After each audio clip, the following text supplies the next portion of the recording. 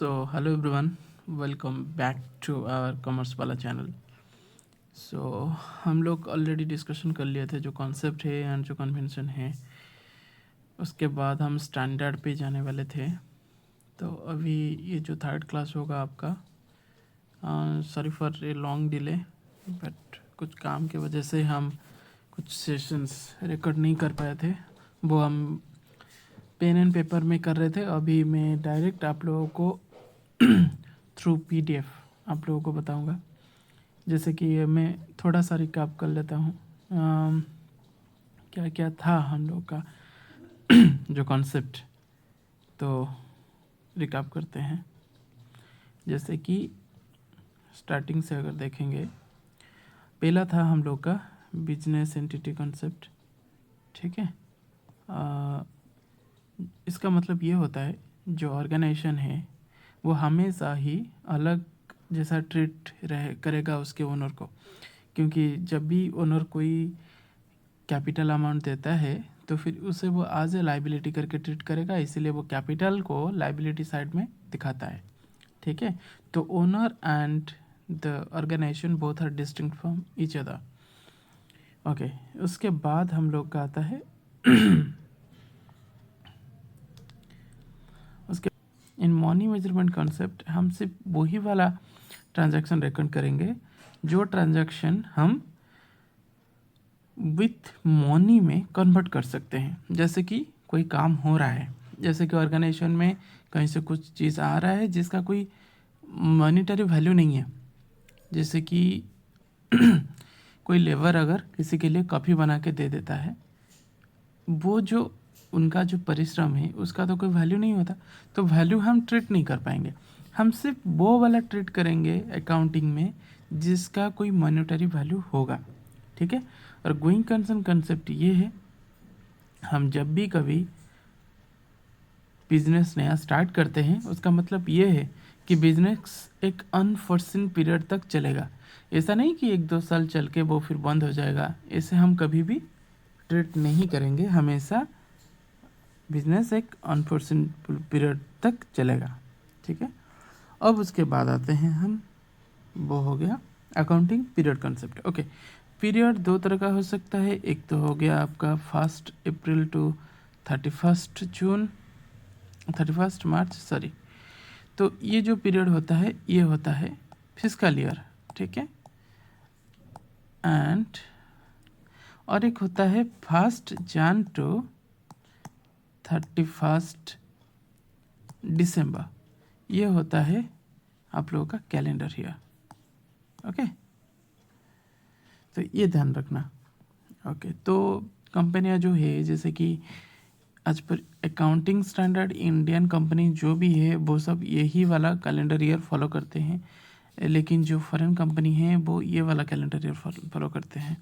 ठीक है, उसके बाद हम देखते हैं cost concept. Okay, cost concept ये है, हम अगर कोई भी चीज़ खरीदते हैं कि कुछ भी लेन देन होता है, जो एक्चुअल कॉस्ट है, ठीक है, जो एक्चुअल कॉस्ट है वही कॉस्ट में ही हमेशा हम ट्रीट करेंगे उसका। ऐसा नहीं कि हम अगर कुछ देखो, हम अगर कुछ अमाउंट ला रहे हैं, जैसे यहाँ पे देखो क्या लिखा है, asset is recorded at its cost in the books of accounts such as the price which is paid at the time of acquiring it.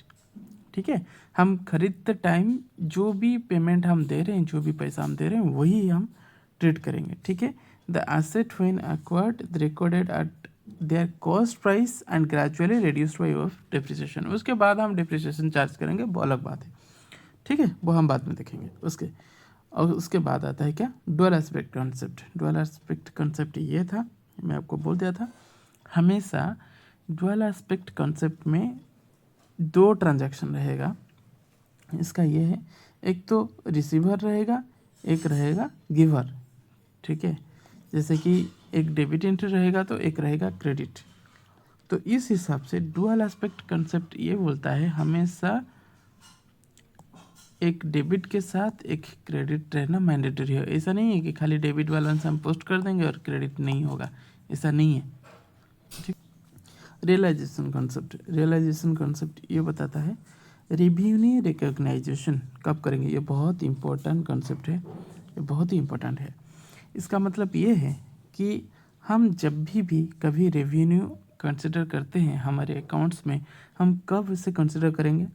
जैसे कि देखो यहाँ पे सपोज हम कुछ माल बेच रहे हैं, ठीक है, हम सेल कर रहे हैं, तो सेल करते टाइम जब पूरा का पूरा ओनरशिप ट्रांसफ़र हो रहा है, पूरा का पूरा पेमेंट हम रिसीव कर लिए, तभी जाके हम हमारे अकाउंट्स में रिकॉर्ड करेंगे। ऐसा नहीं कि हम एडवांस में कुछ रिसीव किए हैं अभी हम डायरेक्ट सेल करके ट्रीट कर देंगे, ऐसा नहीं। और अगर हम एडवांस में माल भेज दिए हैं, अगर हम माल भेज दिए, पूरा ओनरशिप ट्रांसफ़र हो गया, हाँ ऐसा बात हो सकता है वो हमें नहीं दिया है पेमेंट, क्योंकि वो कुछ क्रेडिट पीरियड रहता है, उसका कोई इशू नहीं है, लेकिन हम सेल उसे बुक कर सकते हैं। तो वही आइटम हम सेल बुक करेंगे, रेवेन्यू करके बुक करेंगे जब हमारा कुछ क्राइटेरिया फुलफिल होगा। वो क्राइटेरिया क्या है कि हमें रियलाइज हो जाना चाहिए कि ये जो कि ट्रांजैक्शन हो रहा है, वो ट्रांजैक्शन के ऊपर पूरा का पूरा ओनरशिप ट्रांसफ़र हो रहा है, एंड जो हम सर्विस दे रहे हैं, वो जो भी गुड्स दे रहे हैं, वो विद इन द पीरियड हो रहा है कि नहीं, ये भी सब ध्यान रखना है, ठीक है। उसी बेसिस पे हम पीएल पे उसे लेंगे, ठीक है। मैचिंग कंसेप्ट क्या बोलता है। मैचिंग कंसेप्ट ये है कि हमेशा debit side and credit side both should be equal. ऐसा नहीं है कि यहाँ पे अगर $100 का हम पोस्ट कर रहे हैं, यहाँ पे भी वही $100 ही होगा, और यहाँ पे अगर 100 हो के यहाँ पे अगर 50 हो गया, तो ऐसा तो मैच नहीं हो रहा है। इसीलिए हमेशा मैचिंग कंसेप्ट बताता है, कभी भी हम जब भी कोई एंट्री करते हैं, जब भी कोई ट्रांजैक्शन करते हैं, हमेशा ये इक्वल होगा। और इसके साथ अगर हम पीएल में देखते हैं, पीएल में तो पीएल स्टेटमेंट में क्या होता है, इधर साइड अगर ज़्यादा हो रहा है और इधर साइड लेस हो रहा है, तो उस हिसाब से यहाँ पे हम उसे ग्रॉस प्रॉफिट यहाँ पे या नेट प्रॉफिट करके ट्रीट करते हैं। अगर इस साइड अगर इन्वर्स वाइज अगर हम देखेंगे, इस साइड अगर बड़ा हो जाएगा, तो उस हिसाब से नेट लॉस और ग्रॉस लॉस ऐसे करके आएगा, ठीक है।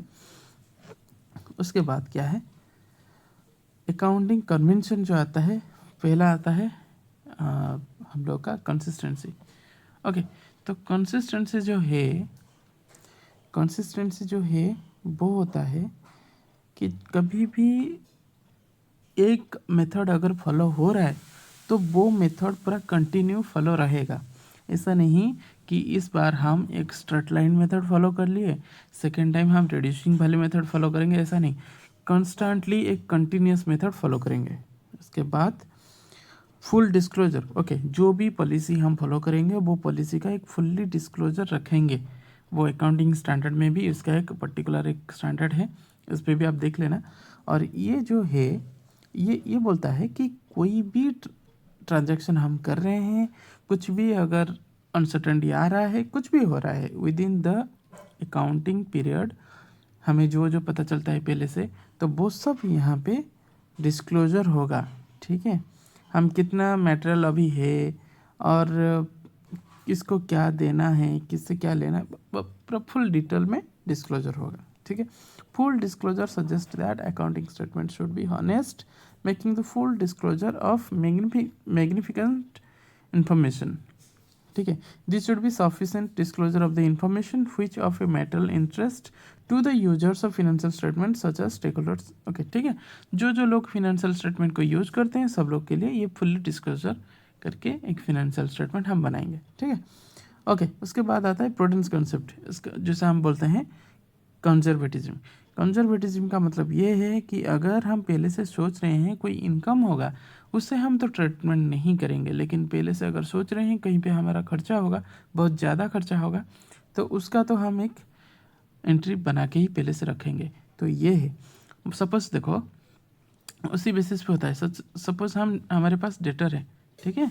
सपोज डेटर है $100 का, मैं एक एग्जांपल के लिए बोल रहा हूँ। सपोज 10,000 का है डेटर, उसमें से जो 2,000 का एक डेटर है, ठीक है, वो अभी बैड डेब्ट होने को बैठा है, मतलब ये अभी पैसा नहीं दे सकता। तो ये जो बैड डेप्ट है ये हमें पता चल रहा है, इसीलिए उसके लिए एक सेपरेट प्रोविज़न हम क्रिएट करेंगे, ठीक है।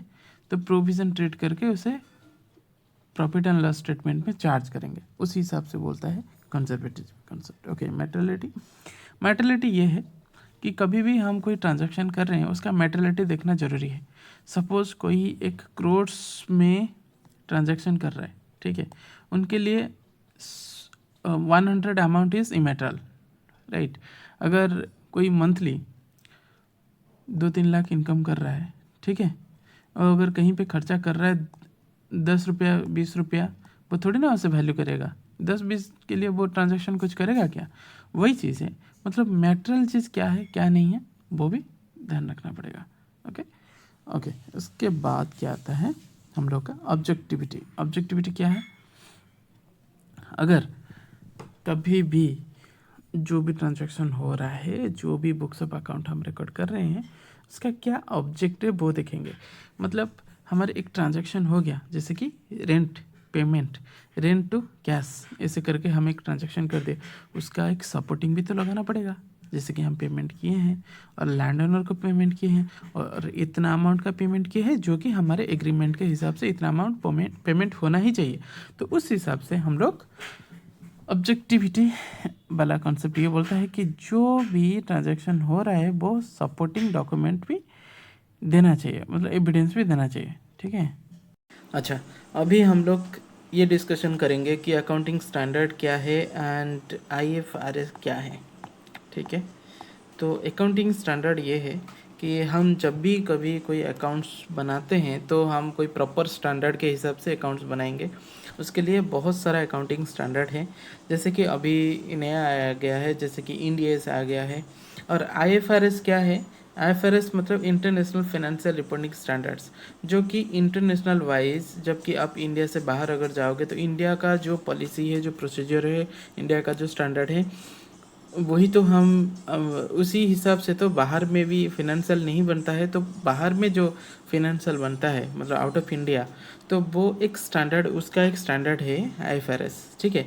तो उस हिसाब से देखेंगे तो जैसे इंडिया का है इंड AS, ठीक है, इंडिया में हम लोग फॉलो करते हैं इंड AS। ऐसे ही अगर हम USA में देखेंगे तो USA में उन लोग फॉलो करते हैं US GAAP। फिर UK में देखेंगे तो UK GAAP, ठीक है। तो अलग अलग जगह पे अलग अलग सब स्टैंडर्ड फॉलो होता है, पॉलिसी फॉलो होता है। ये जो गैप है, गैप का मतलब ये है जनरली एक्सेप्टेड अकाउंटिंग प्रिंसिपल्स, ठीक है। तो ऐसा है कि जो कि सबको ईजियर होगा, सब ऑडिटर लोगों के लिए भी ईजियर होगा देखने में, और कोई पॉलिसी ऐसे ना हो कि चेंज हो जाए ईयर टू ईयर, वो ऐसे की पूरा स्टैग्नेंट रहेगा और एक यूनिफॉर्मिटी रहेगा इसमें। इसीलिए कुछ स्टैंडर्ड डिफाइन किया गया है, जो कि accounting standard board, institute of chartered accountants of India इसे डिसाइड करके रखे हैं पर इंडिया के लिए, ठीक है। वैसे ही बाहर कंट्री में जाएंगे तो बाहर कंट्री अलग अलग वो सब बना के रखे हैं, जैसे पर डिटेल में बाद में जाएंगे। बट मैं आप लोगों को थोड़ा बता देता हूँ कि हम जो टर्म हम यूज करते हैं अकाउंट्स में, वो टर्म क्या होता है। जैसे इवेंट हो गया, इवेंट मतलब क्या है कि अगर हम इवेंट देखेंगे, इवेंट, ठीक है, इवेंट मतलब हम ऑर्गेनाइजेशन में कुछ भी अगर एक्टिविटी होता है वो सब हो जाता है इवेंट में, एनी हैपनिंग्स, ठीक है। तो जैसे कि कोई मॉनेटरी इवेंट हो रहा है, नॉन मॉनेटरी इवेंट्स भी हो रहा है, वो सब आ रहा है इवेंट्स में। लेकिन ट्रांजैक्शन में, ट्रांजैक्शन हमेशा वो मॉनेटरी ही होगा, ठीक है। ये है ट्रांजैक्शन हमेशा मॉनेटरी ही होगा, और इवेंट लेकिन मॉनेटरी, नॉन मॉनेटरी कुछ भी हो सकता है। ओके, तो ट्रांजैक्शन का मतलब ये है, कभी भी हम कभी रिकॉर्ड करते हैं तो उसे ट्रांजैक्शन बोलते हैं। तो वो ट्रांजैक्शन में हमेशा 2 साइडेड एंट्री रहता है, जैसे एक डेबिट रहता है, एक क्रेडिट रहता है, वो होता है ट्रांजैक्शन। ओके, एंड अकाउंटिंग का कुछ टर्म है, जैसे कि भाउचर मतलब क्या है, जैसे हम कहीं से कुछ खरीदते हैं तो एक बिल मिलता है जो कि एक्सपेंसेस सीट, उसे बोलते हैं भाउचर। वैसे ही डेटर्स मतलब हमारे कस्टमर्स, वो हम लोगों को पैसा देंगे, ठीक है, तो वो होंगे डेटर्स। क्रेडिटर्स मतलब हम जिससे पैसा देंगे, मतलब हम जिससे माल खरीदते हैं, ओके, तो वो हो गए क्रेडिटर्स। परचेजेस मतलब परचेज नॉर्मली कुछ भी अगर रॉ मटेरियल परचेज हो रहा है, कुछ भी परचेज हो रहा है तो वो है परचेज। सेल मतलब कुछ सेल हो रहा है। एसेट्स मतलब asset various type of asset है, जैसे कि tangible asset, intangible asset, fixed asset, current asset, ठीक है। तो उसका डिटेल में भी मैं बता देता हूँ। जैसे कि हम कभी भी बैलेंस शीट देखते हैं, उसमें एक साइड में रहता है एसेट। तो एसेट का मतलब ये है जो भी संपत्ति है हमारे कंपनी का, जो पर्टिकुलरली इसी ईयर के लिए है और नेक्स्ट ईयर को वो कैरी फॉरवर्ड नहीं होगा, इसी ईयर में ही वो मतलब वो उसका यूज हो जाएगा, वो हो जाएगा हम लोग का करंट एसेट, ठीक है। और फिक्स्ड एसेट जो है वो मतलब कॉन्टीन्यूस कुछ साल तक रहेगा, वो है फिक्स्ड एसेट, ओके। और फिक्स्ड एसेट के भी अंदर बहुत सारा चीज़ आता है, जैसे कि टेंजिबल एसेट, इंटेंजिबल एसेट। जैसे टेंजिबल मतलब जो जो कोई भी एसेट हमें दिखाई देता है, हम उसे टच भी कर सकते हैं, वो होता है टेंजिबल एसेट। इंटेंजिबल एसेट मतलब हम उसे टच नहीं कर सकते, देख भी नहीं सकते। ऐसे बहुत सारा एक्टिविटी, जैसे गुडविल हो गया और बहुत सारा एक्टिविटी है, ठीक है। तो वही सब हो गया इंटेंजिबल एसेट। उन्हें इन डेप्थ में हम जाएंगे जब हम ट्रांजैक्शन करेंगे, अकाउंट्स जब बनाएंगे, और डेप्थ में मैं आप लोग को समझा दूंगा ये चीज़। अच्छा, और क्या है, हाँ, गुड्स क्या है। गुड्स तो पता है, जो भी रॉ मटेरियल फॉर्म में भी हो सकता है, इन और फिनिश गुड फॉर्म में भी हो सकता है, वो है गुड्स। मतलब कुछ हम खरीदते बेचते हैं, वो होता है गुड्स। और स्टॉक मतलब कुछ भी अगर स्टॉक है, जो मैंने अभी जस्ट बोला, रॉ मटेरियल के फॉर्म में भी हो सकता है, नहीं तो फिनिश गुड फॉर्म में भी हो सकता है, वो ओपनिंग स्टॉक है, क्लोजिंग स्टॉक है, ठीक है। रेवेन्यू, एक्सपेंसेस, प्रॉफिट, ये सब तो पता होगा। कैपिटल मतलब जो ओनर्स इक्विटी है, ओनर्स कैपिटल है, ठीक है। ड्राइंग्स मतलब जो हम जो कम ओनर जब कंपनी में देता है वही होता है कैपिटल। उसे अगर कुछ उसमें से अगर कुछ विड्रॉ करके ले लेता है तो वो हो जाता है ड्राइंग, ओके। और जो भी है ट्रांजैक्शन, जैसे जैसे हम डिस्कशन करेंगे आगे आगे, मैं बताते बताते जाऊंगा, ठीक है। कुछ नॉर्मल कॉन्सेप्ट है, ओके। तो अभी हम लोग देखेंगे कि अकाउंटिंग इक्वेशन कैसे बनाना है। अकाउंटिंग इक्वेशन मैं पहले ऑलरेडी एक वीडियो में आप लोगों को बता दिया था। ये होता है हम लोग का बैलेंस शीट, ठीक है। और बैलेंस शीट में इस साइड में रहता है पहले इक्विटी, जो कि ओनर्स इक्विटी होता है, ठीक है। और उसके बाद रहता है लाइबिलिटी। वो लाइबिलिटी करेंट लाइबिलिटी और नॉन करेंट लाइबिलिटी सब रहता है। और यहाँ पे रहता है एसेट इस साइड पे। तो हमेशा एसेट का टोटल, ये ओनर्स इक्विटी प्लस लाइबिलिटी दोनों का टोटल इक्वल होगा। ये होता है हम लोग का इक्वेशन। ये मतलब फिक्स्ड है, ये हमेशा ये दोनों साइड इक्वल होना ही होना है। अगर इक्वल नहीं हो रहे तो उसका मतलब हम लोग का अकाउंट्स गलत है, ठीक है। हाँ, तो कुछ ट्रांजैक्शन है, हम कुछ ट्रांजैक्शन यहाँ पे डिस्कशन करेंगे, ठीक है। सॉरी, कुछ क्वेश्चन है, कुछ क्वेश्चन हम डिस्कशन करेंगे। जैसे कि ये हमें क्वेश्चन दिया गया है, give an example of each of the following type of transaction. मतलब कैसा ट्रांजैक्शन ये है, ठीक है। तो increase is one asset and increase in owners capital. अच्छा, तो एसेट में कि इंक्रीज हो रहा है और ओनर्स कैपिटल में भी इंक्रीज हो रहा है, ठीक है। तो आप समझ जाओ, कैपिटल अगर अगर इंक्रीज हो रहा है तो कैपिटल में क्या आ रहा है, कैश आ रहा है, राइट। तो कैश आ रहा है इसीलिए वो इंक्रीज हो रहा है। तो कैश जो है, कैश होता है एसेट का साइड में, और कैपिटल होता है इक्विटी के साइड में। तो उस हिसाब से हम लोग देखेंगे तो कैपिटल इंट्रोड्यूस हुआ है, राइट। तो इस क्वेश्चन का आंसर होगा ये कि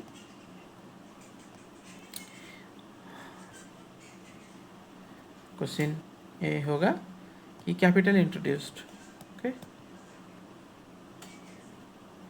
बाय ओनर्स कैश, हो गया। दूसरी बात वो बोला है कि increase in one asset and increase in liability. अच्छा, लाइबिलिटी में भी इंक्रीज हुआ है और एसेट में भी इंक्रीज हुआ है। क्या क्या रहता है, एक होता है डेटर, ठीक है।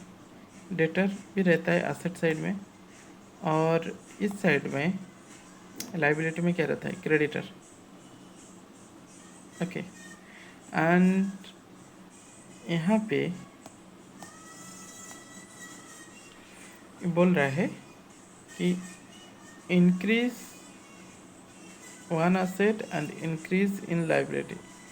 तो एसेट में इंक्रीज हो रहा है, लाइबिलिटी में भी इंक्रीज हो रहा है, तो इसका मतलब ये है कि परचेज तो कुछ हुआ है, राइट, मतलब डेटर ज़्यादा हुआ है, तो परचेज कुछ हुआ है एंड लेकिन वो क्रेडिट में हुआ है। परफेक्ट। अगर वो क्रेडिट में हुआ है इसीलिए हम लोग का डेटर ज़्यादा हो गया है क्योंकि पैसा हमें मिला नहीं, और अगर पैसा नहीं मिला उसी हिसाब से हम लोग को अगर कहीं पे कुछ देना चाहिए था वो हम नहीं दे पाएंगे, जो कि हम लोग का लायबिलिटी भी बढ़ा हुआ रहेगा। ठीक है।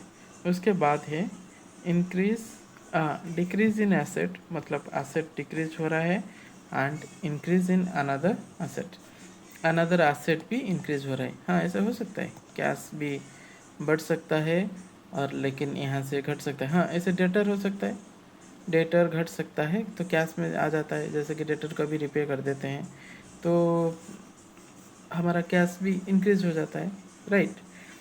उस हिसाब से देखेंगे तो थर्ड क्वेश्चन का जो आंसर होगा वो होगा कि cash collected, right, cash collected हो गया है। ठीक। और देखेंगे लिख रहा है इक्वेशन, हम बताएंगे इक्वेशन आपको याद है। इक्वेशन का मतलब ये है कि एसेट इक्वल टू जो भी हो ओनर्स इक्विटी प्लस लाइबिलिटीज। ठीक है।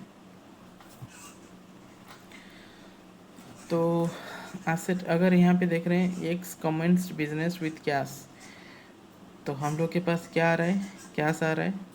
अगर एसेट साइड देखेंगे तो एसेट साइड में क्या आएगा, कैश आएगा, गुड्स तो कुछ है नहीं। और लाइबिलिटी साइड में देखेंगे, लाइबिलिटी साइड में दो चीज़ है, एक तो हो गया इक्विटी, इक्विटी में आ गया 1 लाख, यहाँ पे कैश में आ गया 1 लाख और यहाँ पे कुछ नहीं। ठीक है। उसके बाद परचेज गुड्स फॉर कैश, जो कि परचेज हुआ है और कैश गया है, तो यहाँ पे कैश माइनस होगा कितना अमाउंट का 30,000, तो 30,000 का माइनस होगा। और जो परचेज हुआ है, परचेज हुआ है 30,000, मतलब गुड्स आया है 30,000 का, तो एसेट साइड में भी 30,000 पे आएगा गुड्स, यहाँ के गुड्स का 30,000 ऐड हो जाएगा। मतलब दोनों अगर देखेंगे बराबर, यहाँ पे एक में कैश जा रहा है, एक में कैश आ रहा है, मतलब ये पॉजिटिव में है, ये नेगेटिव में है। ठीक है। तो दोनों मिला के ये नॉलिफाई हो रहा है। और उस हिसाब से देखेंगे तो इक्विटी एंड लाइबिलिटीज़ में कोई इम्पैक्ट हुआ नहीं।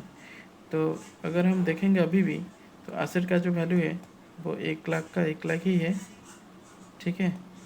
एंड यहाँ पे अगर इक्विटी एंड लाइबिलिटीज़ भी ऐड कर देंगे वो भी वही 1 लाख का 1 लाख ही है, मतलब दोनों तरफ अगर देखेंगे दोनों इक्वल ही है। ठीक है। उसके बाद हम देखते हैं कि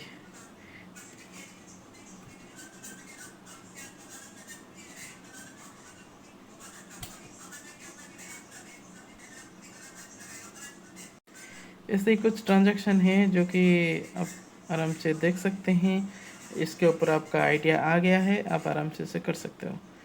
हाँ, मैं वही बोल दिया, जैसे कि ठीक है, मैं एक चीज़ आपको दिखा देता हूँ, कुछ ट्रांजैक्शन ऐसे हुआ है। देखिए एक है mister x started business with cash, तो अगर हम देखेंगे यहाँ पे देखिए, मैं इसे मेंशन कर देता हूँ, ये हो गया एसेट साइड और ये हो गया लाइबिलिटीज साइड।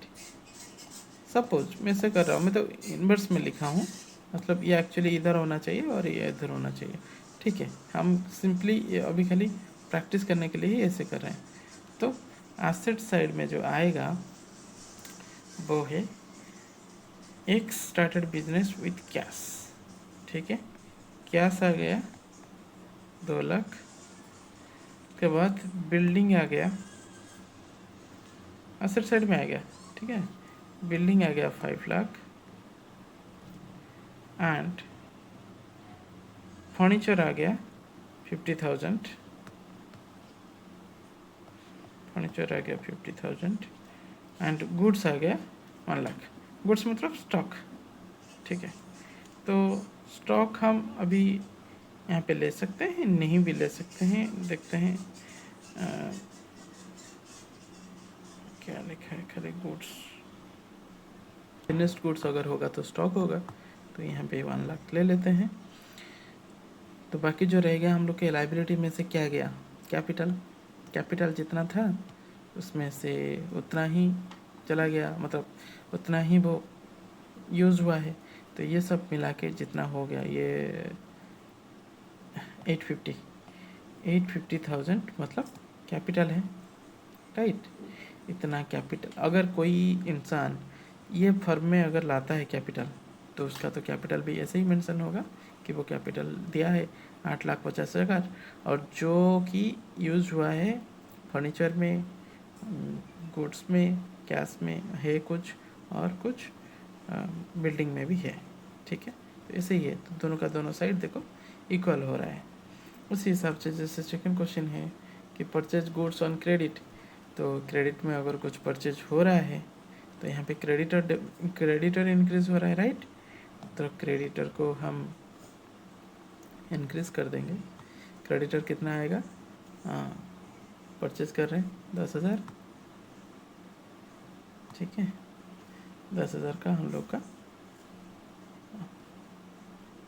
परचेज है। और उसी हिसाब से देखेंगे तो यहाँ पे गुड्स जो था, गुड्स भी और 10,000 ऐड हो जाएगा, हो गया, ठीक है। इक्वल रहना चाहिए। और जो थर्ड देखेंगे कि sold goods to Y on credit 36,000, cost of goods sold 30,000। अच्छा, मतलब 36,000 में बेचा गया है, लेकिन सिर्फ 30,000 उसका वैल्यू था। तो जो 6,000 है वो हम लोग का प्रॉफिट है। तो यहाँ पे अगर एसेट लाइबिलिटीज़ में देखेंगे तो फिर क्या है, गुड्स में ही जो होगा, गुड्स में 36,000 तो नहीं जाएगा। 30,000 हम लोग का जो उसका एक्चुअल प्राइस है, 30,000 को हम माइनस कर देंगे, और जो 6,000 हम लोग को एक्चुअली में प्रॉफिट हुआ है, वो 6,000 के लिए हम यहाँ पे डिफरेंटली एक ऐड करेंगे।